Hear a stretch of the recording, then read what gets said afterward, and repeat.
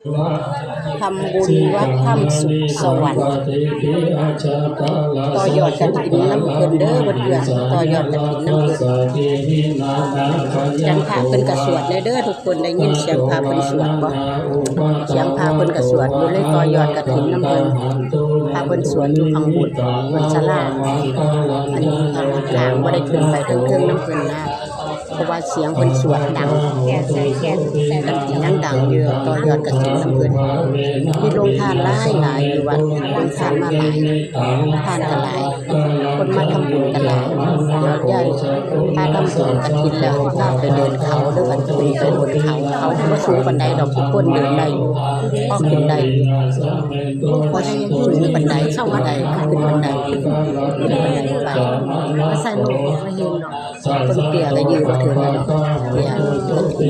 ต่อยอดกฐินนำสมาคมสาธุอนุโมทนาบุญร่วมกันเด้อทุกคนไม่เจ็บไม่จนบุญรักษาเทวดาคุ้มครองขอให้กิจ